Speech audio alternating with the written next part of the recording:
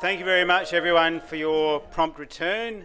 I'm just going to speak very briefly now as we move towards the after-lunch session.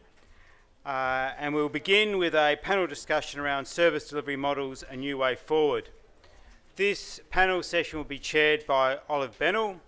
Olive is the Director, Homelessness Strategy, Housing SA, and she has many years' experience as a strategic leader and has developed key partnerships, policies and programs with non-government, private and government stakeholders.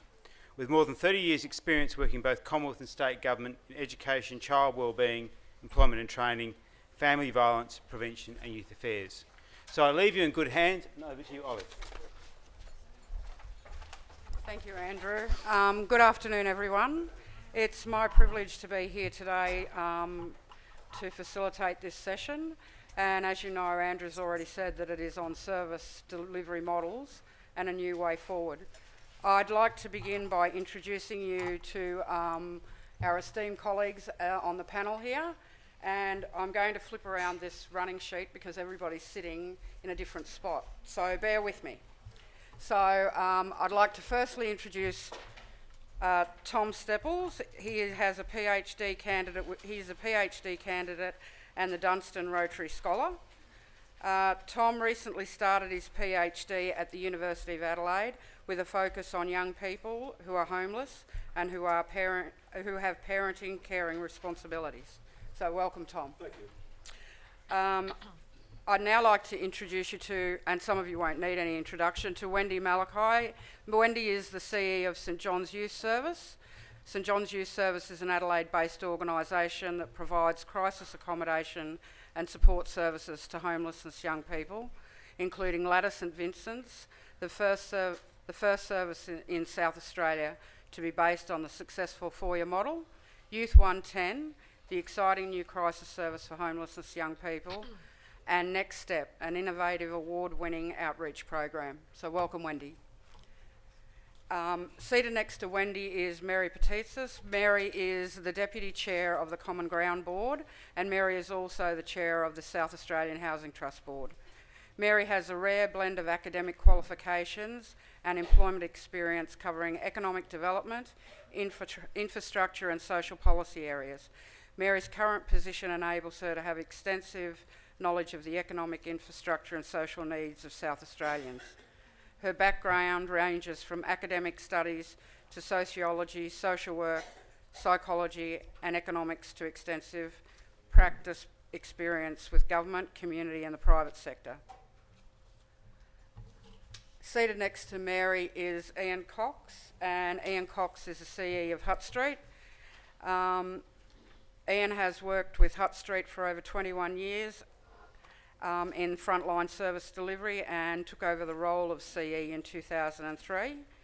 In 2008 and 9, Homelessness Strategy Division was fortunate to have Ian work with us for 12 months, where he was involved in helping develop South Australia's response to the Commonwealth Homelessness Strategy and was further involved in the South Australian Housing Stimulus Plan for the department. So welcome, Ian.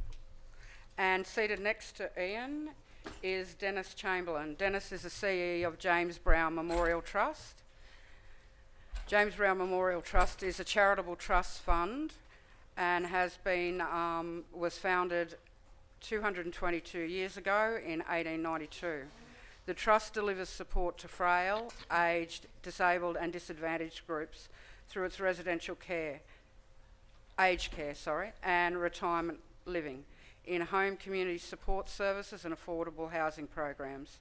Dennis has been involved in aged care service and the housing sector since 1984, with a career spanning residential aged care, community nursing and local government, always with a focus of support and advocacy on behalf of the elderly. I'm now going to take the opportunity to open this session up to our speakers, and I'd like for Tom to start with some words around our topic. Thank you. Thank you. Sorry, Wendy, if I just move this slightly closer. Well, thank you for inviting me here this afternoon. And before I begin, I'd just like to thank Australian Rotary Health, the Rotary Club of Adelaide, and also the Don Dunstan Foundation in supporting my scholarship to do a PhD at Adelaide. It's much appreciated. Thank you. And contrary to my looks, it's been 30 years since I was last a full-time student, so it's been a wonderful opportunity for me to embrace my inner young one. I'd like to start off thinking about the future, the 21st century model for homeless services, is look at what some of the causes, particularly impacting upon young people, are. And that's the area where I'll be studying a great deal. We know that there are some indicators that preempt homelessness. Issues of family, whether it's abuse, family breakdown, violence, but also if a young person identifies as same-sex attracted that doesn't fit quite with where the parents are, we know that these are some of the causes of homelessness. As well as, I think as the person from the Riverland mentioned, issues with juvenile justice, but also young people who've been under the guardianship of the minister. Again, all of these are are indicators for an entry into youth homelessness. So what I'd like to see is a model of service that addresses those particular issues.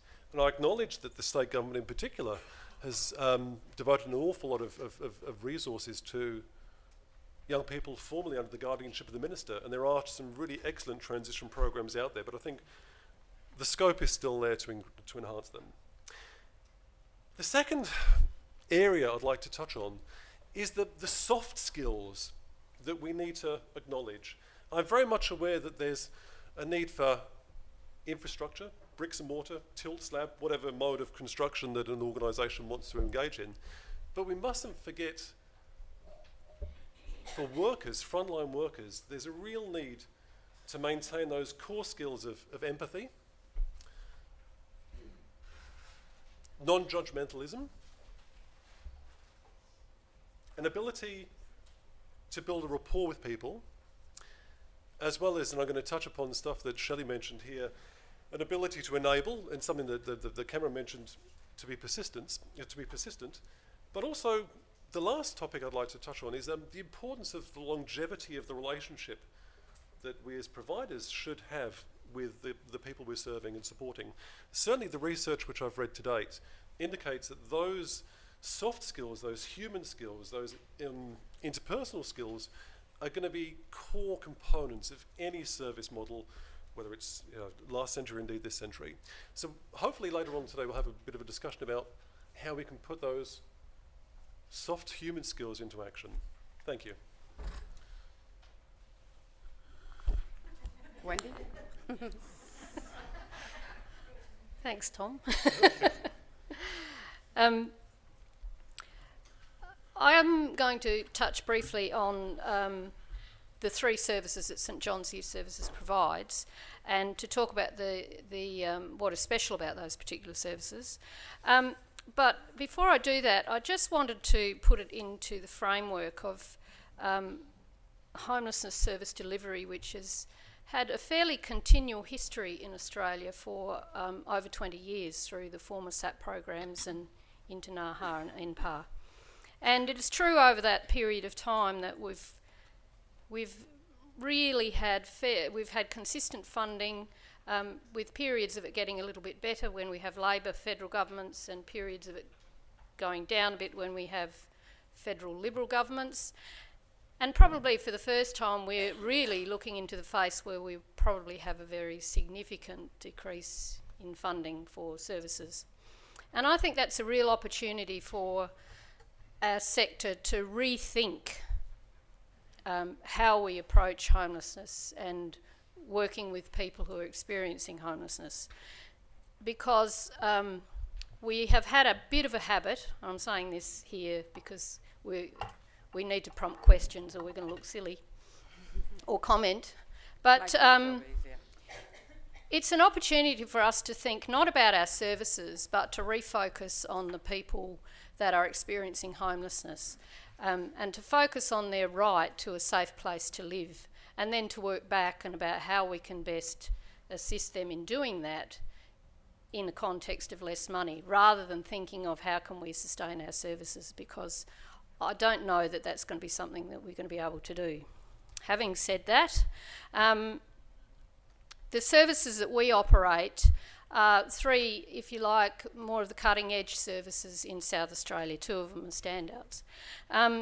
One is the first foyer in South Australia. Now, foyers, I'm thrilled to say, are now becoming a movement across Australia. Victorian government in particular has picked up foyer as a model and has very cleverly and smartly done the right thing of bringing the Education Department into that field and building on Education Department grounds. Western Australia has probably the standout foyer in Australia, where they've built 98 apartments on TAFE grounds in Leederville in Perth, and that opened early this year.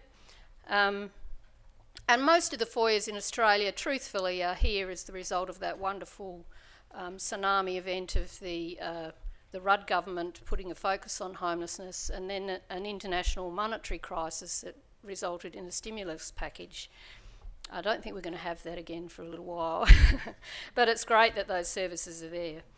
So Ladder St Vincent Street is a service based on foyer. It's based on a partnership where Housing SA owns the property. Young people are tenants of Housing SA. Ladder provides mentoring support to young people in the building and connections to community. And St John's Youth Services is a support provider that assists young people connect to education, training and or work.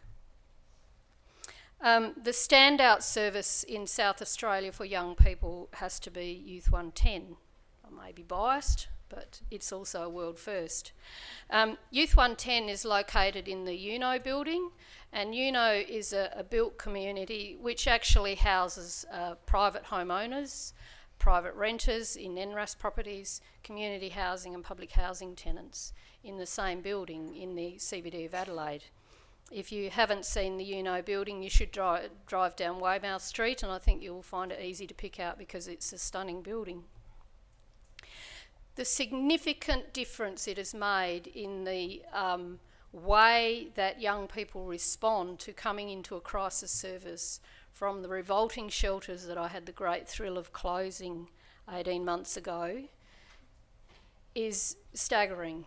For young people now to come into a respectful environment, a housing environment where for the first time they have some status, where they're not treated as a welfare recipient, where they use their cards to pay for their accommodation through FPOST, where it's really a very normal sort of a experience that all of us would have had when we've gone on holidays or stayed in a hotel.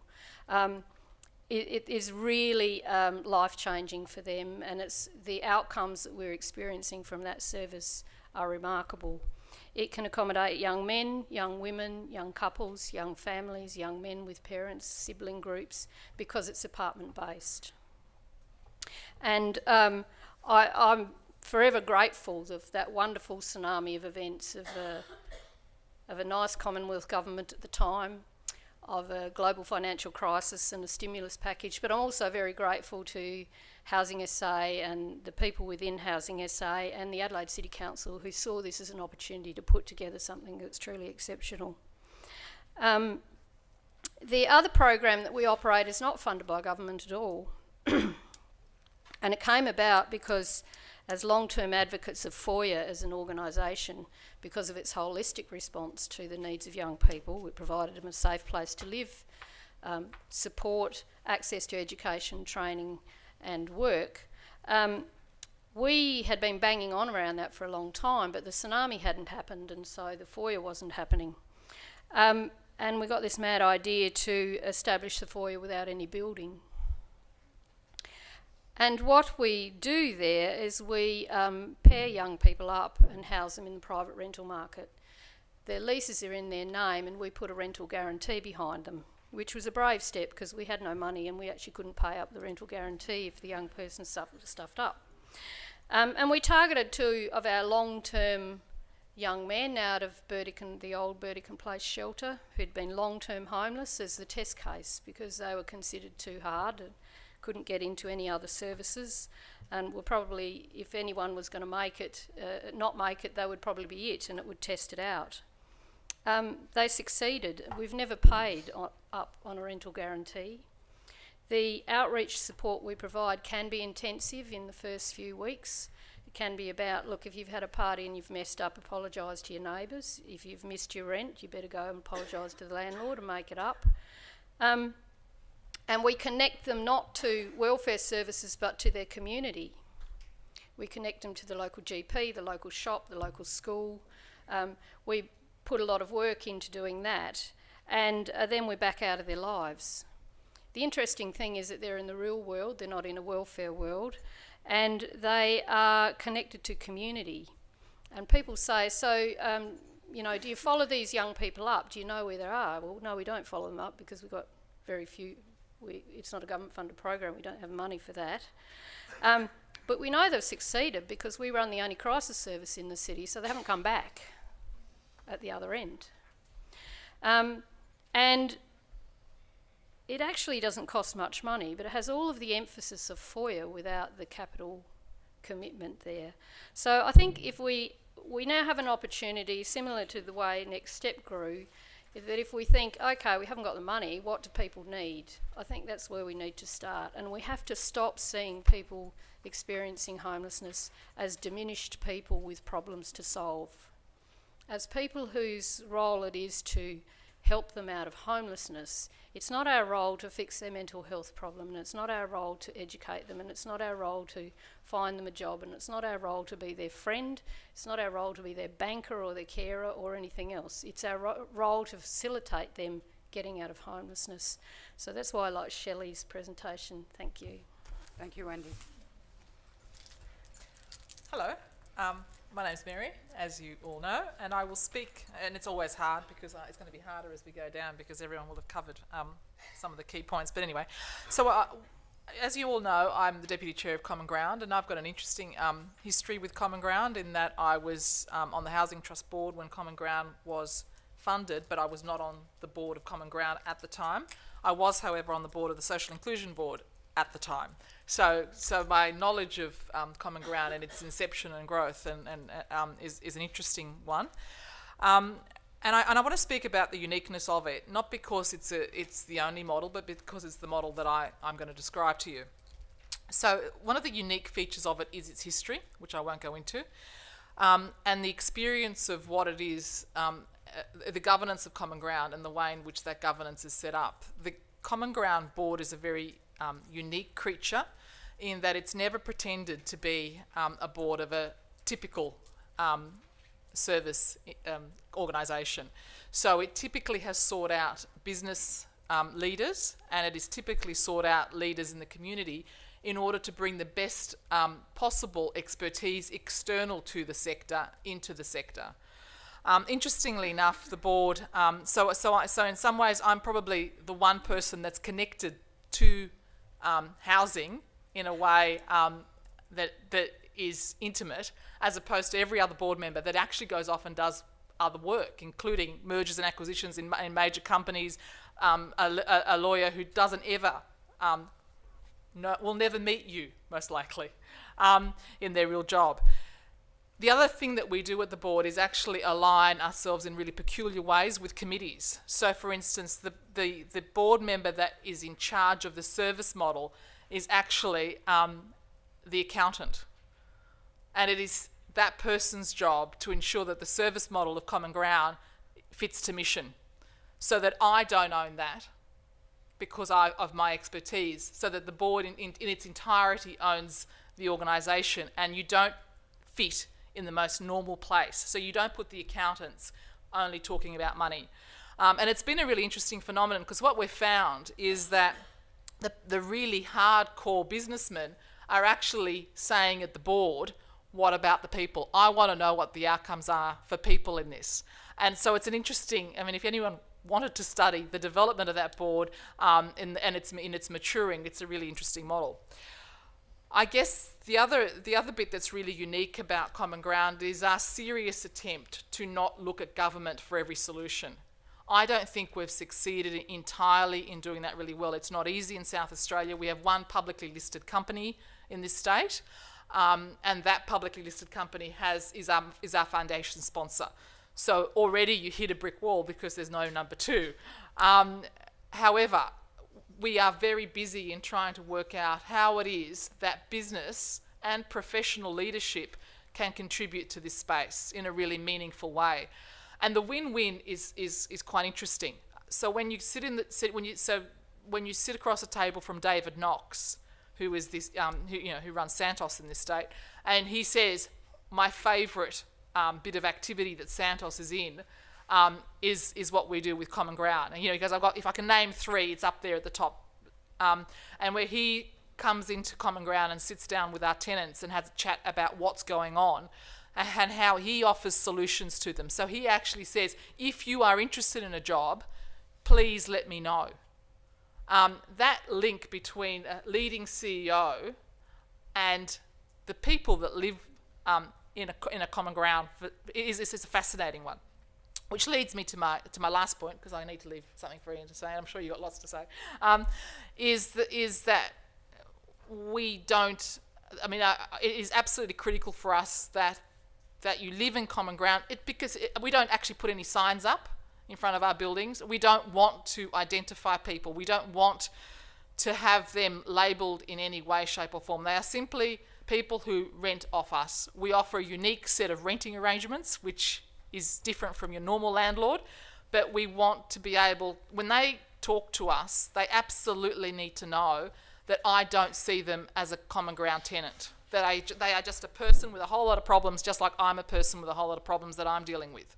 And that capacity to ensure that they are comfortable is critical. So for instance, we as a board invite them in all the time. They sit with us, we go across and have lunch with them. It is not a situation where we are a service provider where we're helping. They are actually able to help us in many ways. Our tenants work in the building, our tenants work for our sponsors, our tenants do work for us, and we do work for them.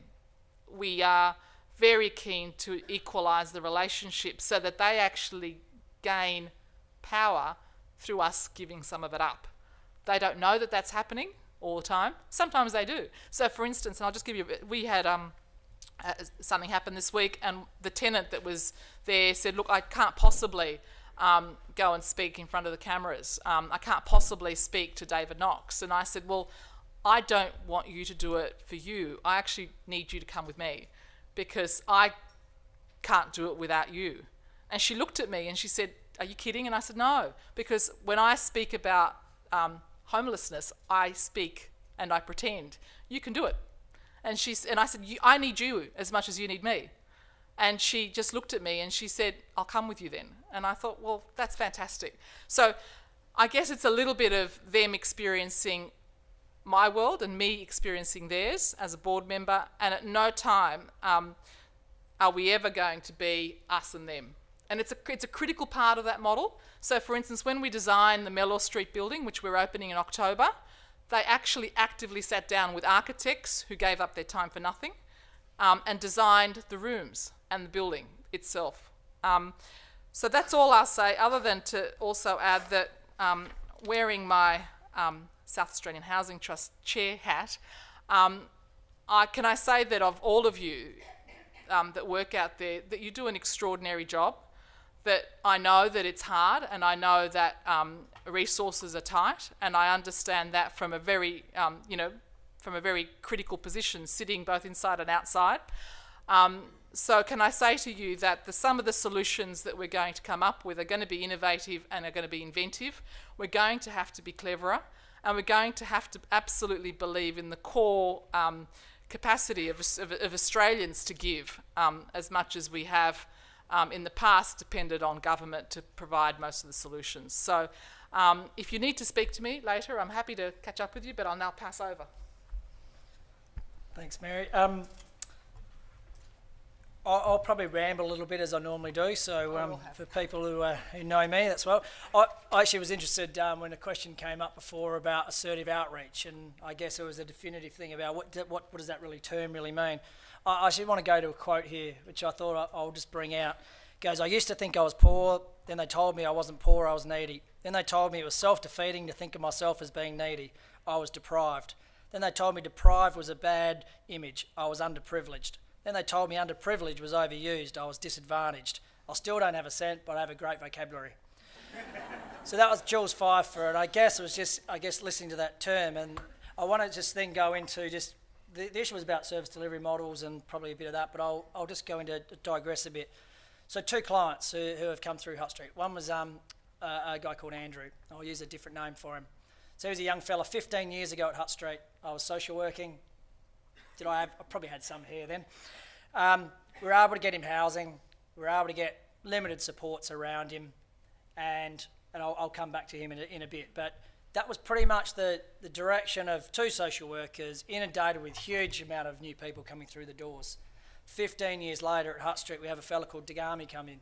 That's his real name. So Tagami is one of the greatest advocates for Hutt Street now.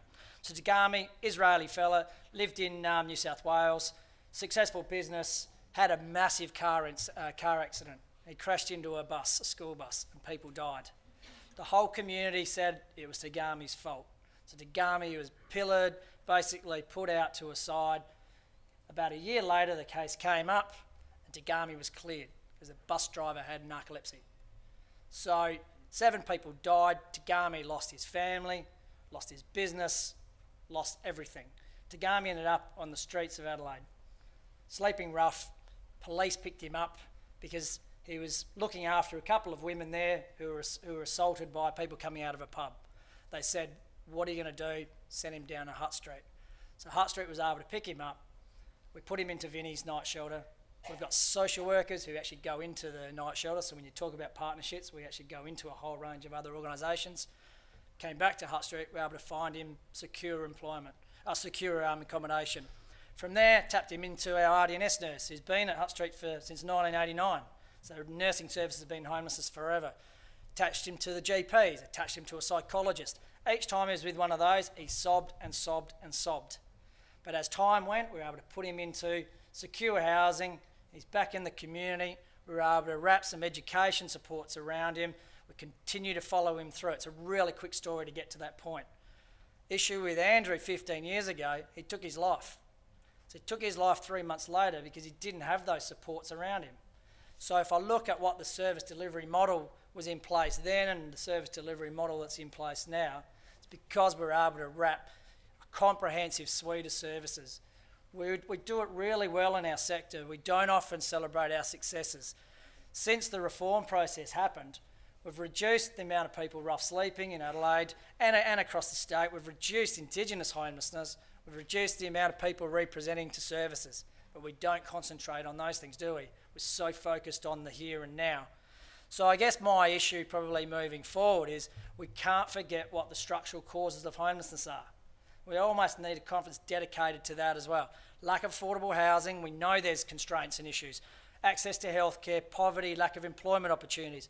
Really interesting, there's a key theme across us all, is that we actually got a grant recently as well to look at employment pathways. The first time ever we've got a grant come from Sydney. So we've had an employment person looking at those things. In the last 5 months has got 23 of our clients into employment. That's a rapid thing and a rapid change of movement even at Hutt Street as well. And I know a lot of the services are doing that as well. But in terms of unemployment, 62,000 South Australians are out of work, 18,000 more than 2011 December. It's a huge amount of influx of people struggling at the margins.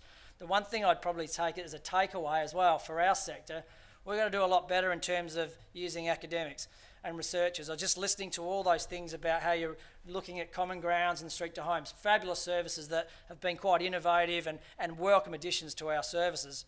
But we actually need some of those research academics to come in and look at our agencies as well, the not-for-profit sector, who've been doing it for years and years. Because we've also got some real proven success stories, but we never get that opportunity to do that. So it'd be one thing I'd probably add at today's conference would be a necessary thing as well. But what I also want to make sure we concentrate on is what are the trends in homelessness?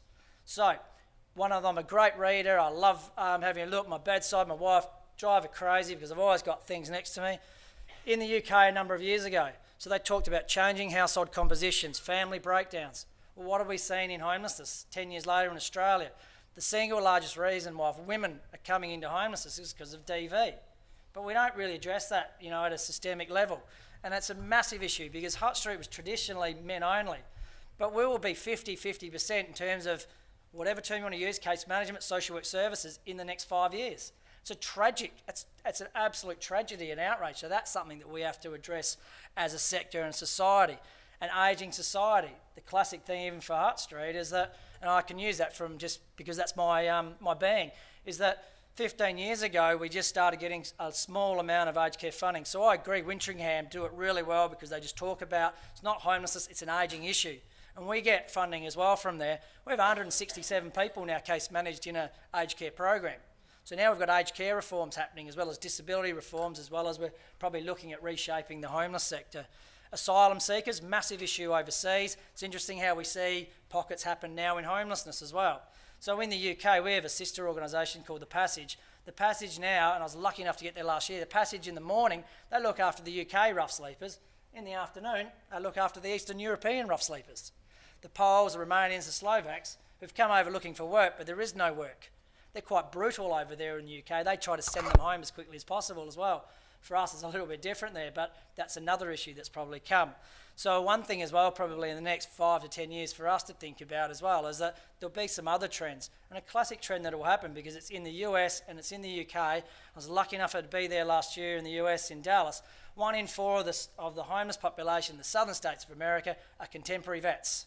Men and women who fought in Iraq and Afghanistan, who had multiple trips overseas, massive drug and alcohol issues because they had to integrate into Afghani life, which meant a lot of opium, smoking, all of those things. So I hope that we don't get to that stage, but that'll be another trend we need to keep and monitor down the track. So it's probably just a quick little thing for me, but I guess we have to keep thinking smart ways forward, but we also have to keep remembering as well. We've done a lot of fantastic work over the last 5 years, a lot of fantastic work over the past 50 years as well.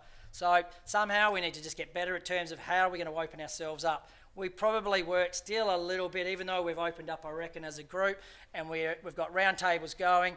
One thing I'd love to see us do is that when we look at our stats every quarterly, which can always come out a little bit quicker, is that I'd love to be able to compare how we're doing against the other regions, because I wouldn't have a bloody clue how they're going. So all I know is that when I look at my stats, we get our target of 250 people to case manage. We don't do that. We smash our targets. So we're about 600. In terms of intake assessments, we didn't see 300 last year, we saw 600. So we've totally doubled our input. So I'd love to see how other things are doing so we can help those ones if they're struggling, and vice versa. They might be able to share resources across the sector. So there's a lot of things we can still do better. Thank you, Anne. Hi, I'm Dennis Chamberlain. I'm from James Brown Memorial Trust. We're an organisation that's 122 years old, and you wonder what a trust is doing in the homeless accommodation field. Well, we started off in 1892 as a result of a lady dying, and in her will stipulating that the fortune that she left in trust should be used for good works, for the support of the homeless, for the sick, the poor, and the unwell. So it gave the trustees a substantial, broad cloth on which to develop their programs. And initially we became a tuberculosis sanatorium. We bought Escort House in 1894 and ran it as a crippled children and elderly blind institute for about 60 years. The tuberculosis sanatorium ran for about 80 years. It was converted into a community-based hospital in the 60s, 70s, and closed by the state government in the 80s. But all through this, the Board of Trustees were dealing with marginalised groups and people who really were homeless for one reason or another, either through blindness, through crippled disability, through tuberculosis, which was a very contagious disease. You became almost the untouchable. In the late 50s, the trustees were looking for something broader to do, and they developed a pensioner cottage program. And we opened that in 1959. And it was targeted at old people with very limited circumstances and basically relying on the pension and subsisting on nothing else. In fact, we were at Clough Valley Park before Mitsubishi and Monroe and everybody else was there, by the way. And we still own that site today. We've got a range of cottage facilities across Adelaide, and they've grown from specifically dealing with the elderly poor to a broad range of people, and we now work with a range of support agencies who are looking to place people who are homeless or at risk of homelessness with us. We have 80 units across Metro Adelaide, and we work with these agencies. We are the owner, the developer, the landlord, the rent collector, and those agencies undertake a memorandum of understanding, which was talked about this morning, whereby they remain with our tenant for the life of the tenancy. So sometimes our tenants are young people who are homeless, sometimes they're in their 70s, and for one reason or another they might be homeless. They could be original Australians, they could be from overseas, Middle East, Europe, they could be Anglo-Saxon whiteys like me, they could be women or men, and what we've developed is a distinct relationship with our tenants as the landlord, but engage the service link to that tenant for the life of the tenancy. And today we talked about why would you supply that support ongoing. Like the stats that have been talked about this morning, most of our clients have some form of mental health issue. Quite correctly, it was established today that these things can flare up from time to time. Agencies remain with us, they remain with the tenant, and it's a success story. Our tenants come in, sometimes they've been sleeping rough for 5 years, 25 years. We've had tenants sleep on the floor because they can't sleep on the bed we provide with them, because they've never slept in a bed for so long, they can't remember.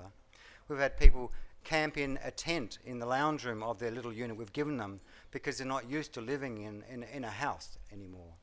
These sorts of people come into an environment where they're asked to pay a very minimum low rental, around about 25% of rent of the pension, disability pension or age pension, plus rent assistance. And for the first time in their lives, they're able to stabilise, they're able to develop a landlord-tenant relationship. They're even able to develop a reference for future if they want to actually leave us and move into more formalised, traditional types of arrangements. For the first time in their lives, they've actually got someone who can provide a written reference that this tenant can actually pay their rent on time over so many years. So what we've developed, I guess, is a more traditional form, and the board's been able to do this and maintain it for 50 years because it has a range of programs which are, I guess, resource friendly. For example, we have a dress circle retirement village that we price at fairly sophisticated pricing levels for older people who can afford that per price, and what we do is cross-subsidise. So an aged care organisation came from a whole range of different backgrounds. Today it actually uses its relationships with service providers to benefit people at the ground level, and it uses its own internal capacity, I guess, to cross-subsidise its business entities. Its profits from retirement living go to actually underwrite the losses it might make in its affordable housing program.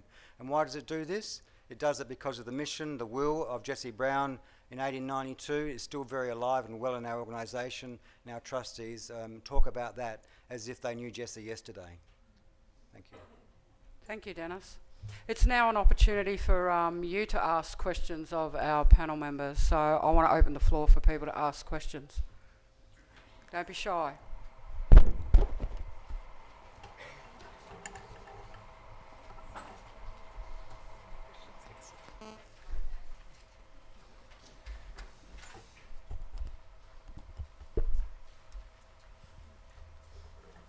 I'll refer to my notes because I made lots.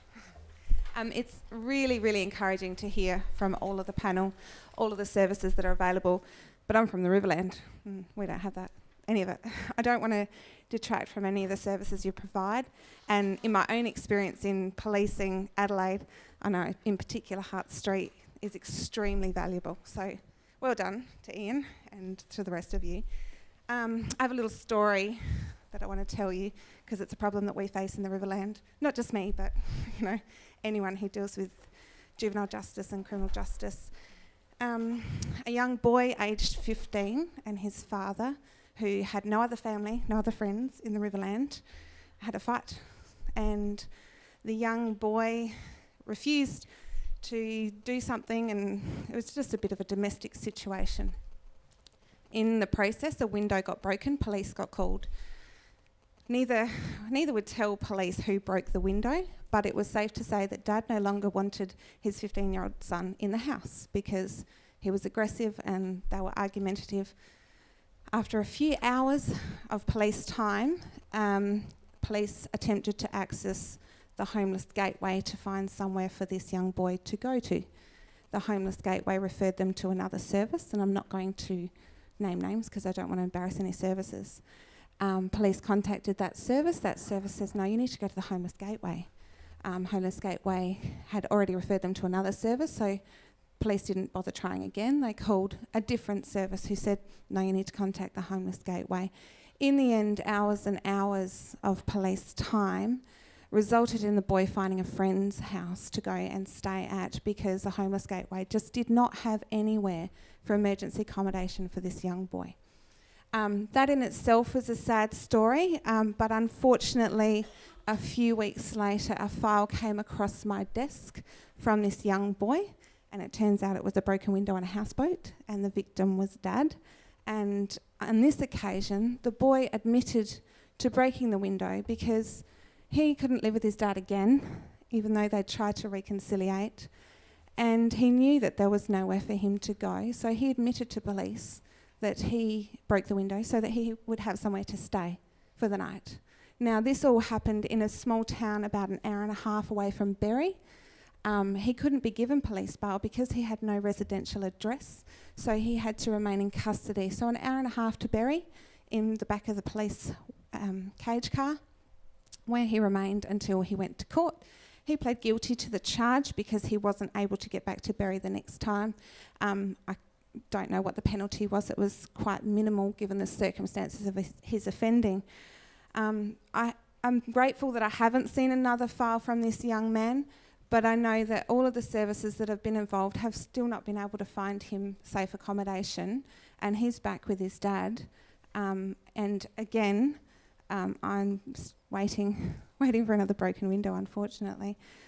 So I guess my question to the panel is, are you aware of any initiatives that are going to extend further than the CBD to areas such as the Riverland? And I'm not saying specifically the Riverland, but I know that there is great numbers. And Ian, you were saying you'd be interested in other areas. I went to a domestic violence conference for police in Karoonda yesterday, looking at the, Abrahimzadeh case and what police need to do. And we were spoken to by the domestic violence service in the Riverland, who see over 300 women and children that need to leave their homes and be rehoused just in the Riverland. 600 definitely tops that, but there is still a need for it in the Riverland. So I'll open it up. Oh, and Ian, if you do have a conference on the other areas or the factors that relate to homelessness, DV, suicide, juvenile justice, criminal justice, homelessness, I'll be in on that conference too. I'll just say, absolutely, the regions are probably not our focus enough.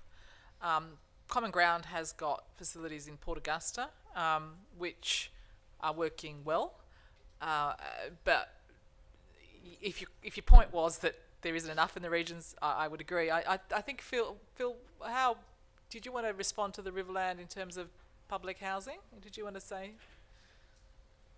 Yeah, I like putting Phil on the spot. I kind of see it's my, one of my KPIs at the end of the year. Have I put Phil on the spot enough during the year? and I'm also going to ask Olive, who can maybe just respond on the homelessness service in the Riverland, because there are some cross accommodation services. Look, there is quite strong public housing in Berry, Renmark, and lesser in some of the other towns. But of course, in the situation you're talking about. That young man couldn't, I don't know the circumstances, but it didn't sound to me like it was move immediately into an unsupervised public house independent living situation. What he needed, clearly was some support for a period of time, and I guess some support working through what his housing options are and long-term options were. And I guess the thing you're always concerned about in those sort of communities is to try and understand whether he has strong connections to communities, and whether, I always think in a situation like that, his connection to employment or jobs or mates or supports in the community are really important to explore, not immediately move him an hour and a half away into another setting that might compound those issues. Olive, look, you may not know, but just the level of homelessness services in the Riverland? Thanks, because Phil's my boss and now he can put me on the spot. Look, I absolutely agree. There aren't enough responses, and without going into... I know that you've spoken about a case, but there are a lot of factors around a 15-year-old young man, particularly family responses around Families SA. And I think that, for what it's worth, the services have specific functions, but we really need more integration across organisations, and we don't have accommodation responses for young people in the manner that that young man would have needed at the time. So I hope that helped. We're not unaware, and we have been doing quite a lot of work around pathways for young people, including the Gateway and all services, not just restricted to the Riverland. So I hope that helps. We're not unaware, and we're trying to work through some innovation around that. Certainly, in response, direct response to you, Nicole, sorry. The couple of ideas immediately spring to mind. I'm aware that both in Metro Adelaide, but also in regional South Australia, there's the local community service or housing services roundtables, which are a wonderful one-stop shop for pretty much anyone to find out what services are available. I know in the city we're very fortunate because there's the Police Youth Services network that I think meets once a month at the Grenfell Street Police Station. Again, where there's that wonderful interface between SAPOL and a wide range of youth services, and it's a very solid way to identify what options there are. I guess the other, it touches upon one of our earlier participants that spoke about out-of-home care, so whether child protection agencies would have been an alternative as well, but again... Oh. No. Perhaps not. Perhaps not. Oh, okay. I'm come from the country and I've operated country services. The problem with South Australia is the vast majority of the population lives in metropolitan Adelaide, and then the rural regions, there's sort of 3 lines drawn on a map, and you go, yep, that line and all the way down, that line and all the way up, and that line and all the way to the rest around there.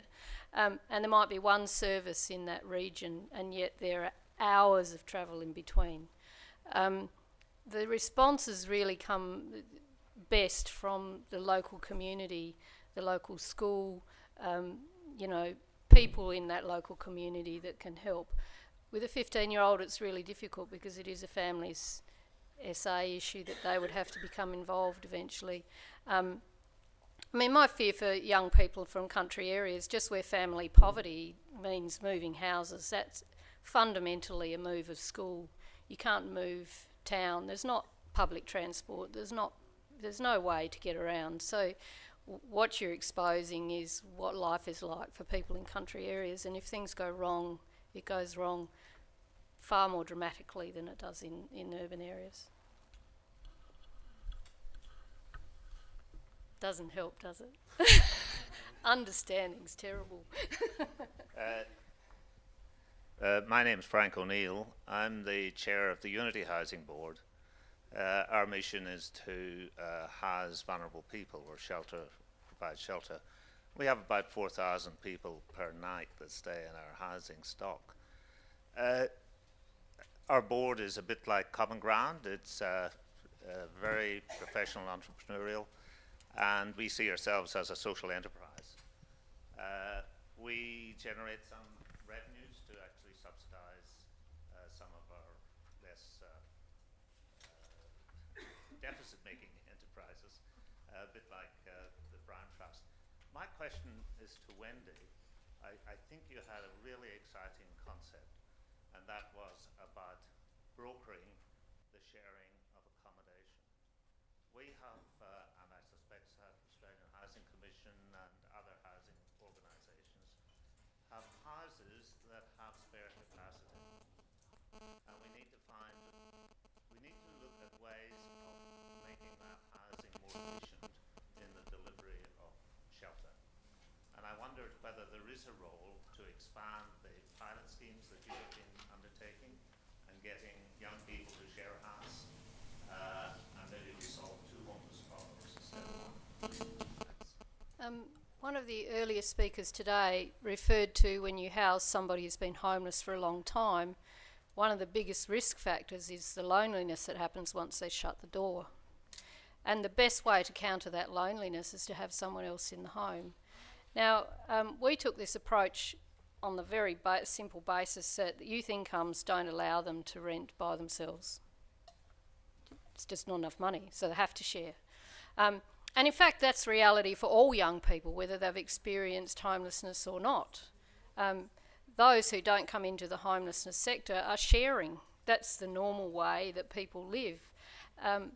Yet when we're dealing with people who are homeless, we tend to seek out housing for them as individuals, and we try to encourage relationships where there are relationships between young people. We work with them to sort out how they could live together and sustain. Now, sometimes it breaks, as it does. When I was young and sharing, you change quite a few times before you settle down. Can even happen after you're married, I understand. So, you know, but that living alone thing is something not everyone can do. It's actually more natural as human beings to live with other people. So I think there is a key. We have a housing trust stock that's 3-bedroom houses. We have a whole lot of singles that need housing, that maybe we can establish something which is around people meeting each other with the aim being to find someone I can share a house with as a house partner, not as a partner. I'm aware. I fear, Frank, that if it were to be mandated in any way, then it could be the thin end of the wedge. I'm aware that in the UK, if a person lives in public housing, say for example a single older person living in a 3-bedroomed home, wherever that may be, the government, what's the Prime Minister called? I've forgotten his name, not Brown. Cameron, thank you, David Cameron, brought in some legislation that now the person will have to pay more for the empty space, or alternatively welcome somebody into their home that they may have lived in for decades. Now that's happening at a mandatory level, which really alarms me, and I'm sure there are a lot of older members of the community in particular that have lived in public housing for a long time that wouldn't take kindly to their home being seen as a public asset in that respect. So if it would happen on a voluntary basis, I think that'd be wonderful, but in any way mandatory, then I fear it'd just be a neoliberal conspiracy. It's true, Frank, it would be. Just a thought too for the Riverland issue. I think the emphasis and the support actually needs to go with the dad around maintaining that family relationship. We too often leap into, well, how can we get this young child into alternate care or whatever, whereas if we put the same resources into supporting that family and building their resilience, it might be a better way to go. Hi. Hello. Jess Sutherland from the White Trust. When you mentioned the word tsunami a couple of times, and I'm really interested in, having heard the word wellbeing, and to me that's a bit of a tsunami that seems to be untapped in our state at the moment. So in terms of early intervention, or even, I guess, service delivery and support post-housing someone, is there any current thinking or future optimism about whether that can be exploited at the moment in South Australia?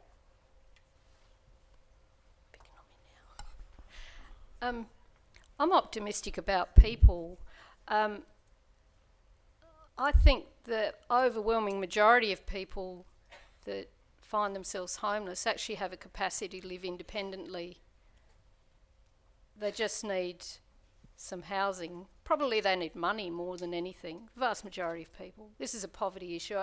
Ian was spot on about the needs of people. There are a smaller group that have other issues in their life that they will need support with, but the vast majority of people, given a safe place to live and a way to sustain that, don't need the rest of us. They actually are more than capable of living independently. So I think if we can put the resources where they actually need to be rather than on every... Roseanne Haggerty used to talk about the 80-20 rule, and she's absolutely right. So we're putting all the resources across the 100%, when there's 80% that just need that bit. Let's keep it over there. Yeah. The term wellness is quite prevalent in the aged care industry, and obviously they'll go through reforms there as well. So we're lucky enough to have aged care funding, and I guess the important thing about that wellness is that it does address a little bit of that social isolation. And so the other thing that people forget about is that when people come to our services, it's because they're so bloody lonely and they're so isolated. So sometimes we often make the mistake of thinking we have to whack all these support services around it, but you know what? Sometimes they just want to have a conversation as well. So because there's nothing else there for them in terms of family and other structures. So if you get those things right, you can make a million things happen as well. And I know within our aged care program, the wellness there, it's about getting people out and have active walking groups and pampering groups and all these things for different types of populations. And you know, for the women, we do certain things. For the men, we do other things. So yeah, it's a really good term that I think somewhere along the ways, it'll probably come into the mainstream. And some of our tenants would you know, they'd argue that having secure accommodation for the first time in their lives is transformational, and they are ready then to re-engage in a whole new way. And a substantial number of our tenants become engaged with their community through volunteerism, you know, through local councils, through local church, through local clubs, you know. So that is a wellness model in itself, you know, that re-engagement with the community, and hence that ripple effect of relationship building, etc.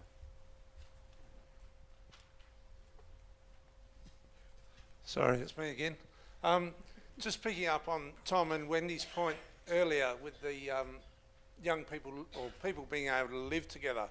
Our transition from care models at the moment are one person in a home, and quite often it is housing trusts or housing SA stock, sorry, and they are living in a 2 or 3 bedroom house. They've come from living in accommodation from between 3 people to 12, and all of a sudden they're stuck in this house on their own, and a lot of the breakdown of that housing comes from their mates coming over and staying and living with them, and that's not acceptable in those models. And I actually was lucky enough to be in a meeting with Pam Simmons, who's the guardian of our young people in care, and I suggested to her that we change the way we look at things, and it's our agencies that are providing these houses, such as Salvation Army and Anglicare, but they have a one-size-fits-all model. And there's very few kids that I've worked with over time that wouldn't be able to be matched up with someone else in a home. And as we said, you know,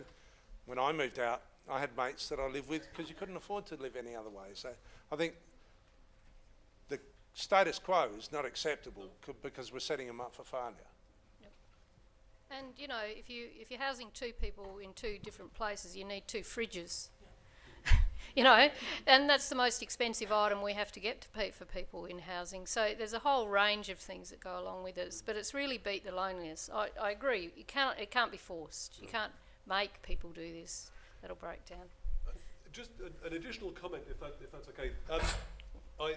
For many years I used to work at CAMS, the Child and Adolescent Mental Health Service. Love it. And one of my regrets in hindsight was the lack of flexible accommodation that we were able to support young people to access. By flexible, I mean accommodation that acknowledges a young person in those developmental stages will enjoy sex, potentially enjoy alcohol, maybe even drugs, and potentially rock music. So I think we need accommodation that acknowledges human development and the foibles, the pros and cons, the risky behaviour, but also the safety that accommodation can bring. So I'm tormented by the lack of, I mean, this is in the mid-90s, it's changed since then, but I'm just tormented by the lack of flexible accommodation that there was. And I fear, yeah, I'm aware Mission Australia does a lot of work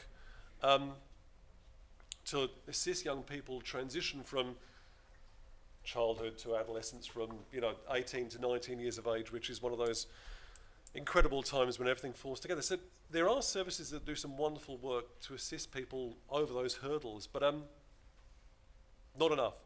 An additional factor, I think, that started 6 or so weeks ago was the restructure of mental health services. So CAMS now goes up to it's a person's 16th birthday, and then adult mental health services or youth services goes from 16 to 25, I believe. So now some systems that some of those systems are now in place that are a lot more flexible and reflect developmental issues a lot more responsibly than they hitherto have. I know as a panel member we can throw out some contentious things. I know my own observation is that in Victoria and other jurisdictions that youth mental health service has been linked with CAMS, whereas in South Australia the responsibility lies with adult mental health services, and I'd suggest that CAMS in hindsight would have been a better fit because of issues of diagnosis, issues of treatment, issues of ongoing supports, etc. So yeah, maybe we've missed the boat, potentially. There's another thing I'm going to be tormented about. We only have time for one more question. Sorry. From Housing SA. I don't have a question, but just a statement or an observation.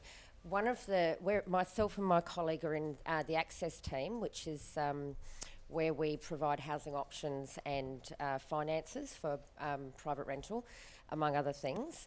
And we have a huge problem with people refusing flatly to live with other people. And a lot of those people are on New Start. Their affordability is $157. It's one of our biggest group of people that we can't do anything with. It's just frustrating. It's just an observation.